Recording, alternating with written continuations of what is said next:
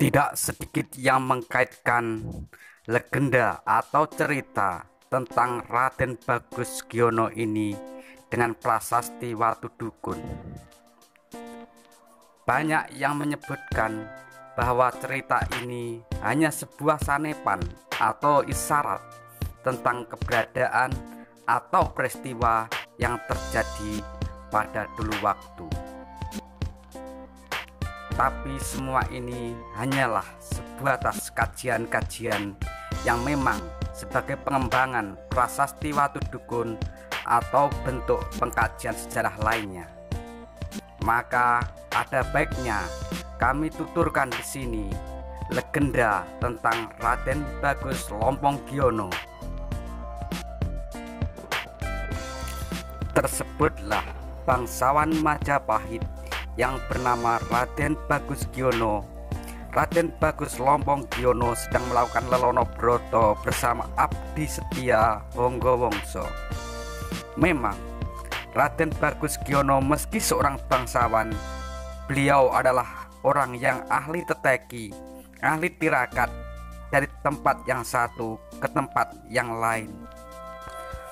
Bahkan bisa diistilahkan bahwa Raden Bagus menghabiskan masa hidupnya untuk selalu berdekatan dengan Yang Maha Kasih.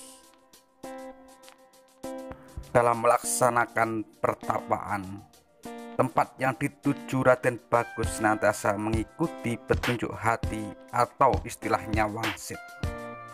Pernah beliau bertapa di Gunung Lawu, di hutan belantara, di daerah Sodong, di daerah Gunung Watu.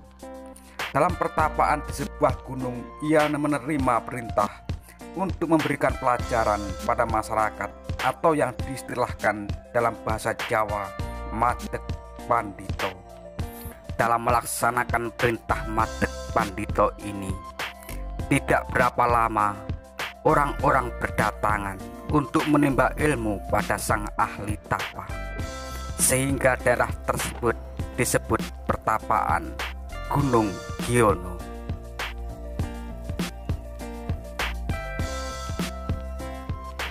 Pada suatu hari di sekitar pertapaan Giono, ada kejadian aneh yang meresahkan masyarakat desa.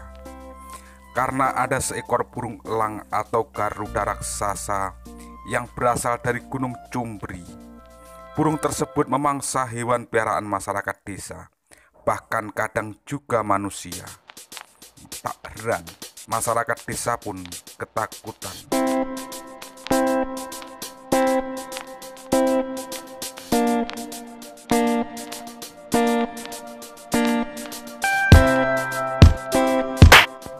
Maka tetua desa kemudian menghadap pada Raden Bagus Giono. Pandito Bagus memberikan saran agar masyarakat desa yang laki-laki melawan garuda tersebut dengan cara bersama-sama. Saran Pandita pun diikuti masyarakat. Bahkan Pandito Bagus Giono memerintahkan pada Cantrik Kinasih Honggowongso memimpin perlawanan terhadap garuda raksasa. Pagi itu semua masyarakat desa di bawah komando Honggowongso pergi ke sawah untuk melawan garuda raksasa.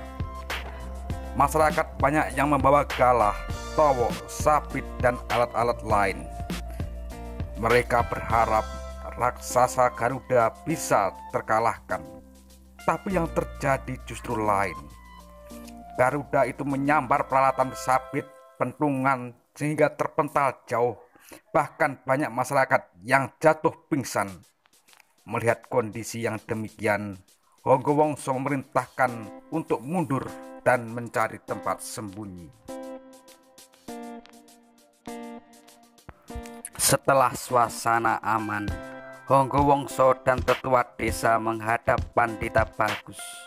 Sang Pandita menyuruh Honggowongso dan tetua desa untuk menemui Raja Tikus Cinondo di bawah Gunung Pertapan Giono. Mereka diharap bisa minta bantuan kepada Raja Tikus Cinondo untuk mengalahkan Garuda raksasa. Malam itu juga mereka menemui Raja Tikus Cinondo. Raja Tikus menyanggupi asal setiap tahunnya diberi makanan dari hasil panen mereka. Tetua desa pun setuju. Kemudian Raja Tikus memerintahkan kepada Tikus Pidi untuk mendatangi Garuda di Gunung Cumbri. Saat Garuda tertidur, Tikus Pidi yang bentuknya kecil itu menyerang, menggigit bulu sayap Garuda. Paginya Honggowongso kemudian mengajak warganya untuk membawa gaman menghadapi Garuda. Dari Gunung Cumbri, Garuda melihat orang-orang desa ke sawah. Ia terbang untuk menyerang. Tapi Garuda raksasa itu tidak seperti kemarin, karena bulu sayapnya tak mampu mengepak kuat, sehingga ia tersungkur di tengah sawah.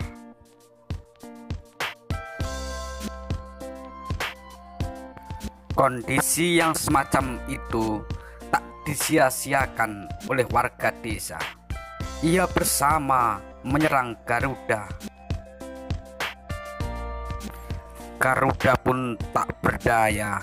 Ia kemudian dirangket, disembelih bersama-sama oleh masyarakat desa.